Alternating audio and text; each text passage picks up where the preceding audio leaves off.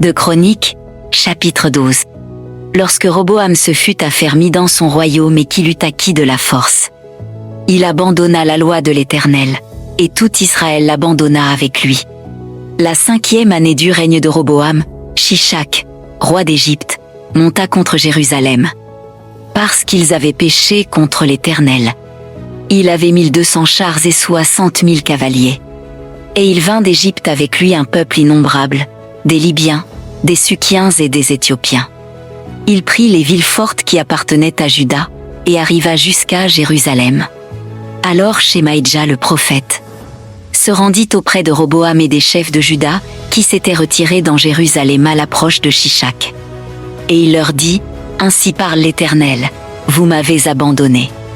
Je vous abandonne aussi, et je vous livre entre les mains de Shishak. » Les chefs d'Israël et le roi s'humilièrent et dirent, « L'Éternel est juste. » Et quand l'Éternel vit qu'il s'humiliait, la parole de l'Éternel fut ainsi adressée à Shemaïdja, « Ils se sont humiliés, je ne les détruirai pas.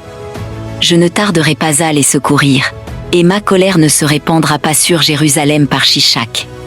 Mais ils lui seront assujettis, et ils sauront ce que c'est que me servir ou servir les royaumes des autres pays. » Shishak, roi d'Égypte, monta contre Jérusalem. Il prit les trésors de la maison de l'Éternel et les trésors de la maison du roi. Il prit tout. Il prit les boucliers d'or que Salomon avait faits. Le roi Roboam fit à leur place des boucliers d'airain. Et il les remit aux soins des chefs des coureurs, qui gardaient l'entrée de la maison du roi. Toutes les fois que le roi allait à la maison de l'Éternel, les coureurs venaient et les portaient.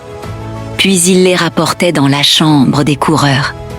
Comme Roboam s'était humilié, l'Éternel détourna de lui sa colère et ne le détruisit pas entièrement.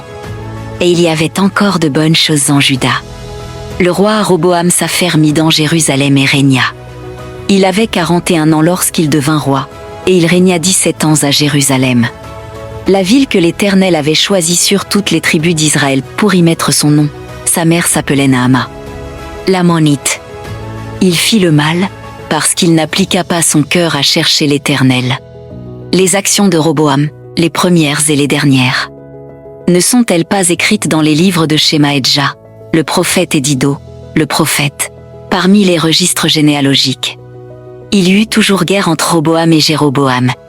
Roboam se coucha avec ses pères, et il fut enterré dans la ville de David, et Abijah, son fils, régna à sa place.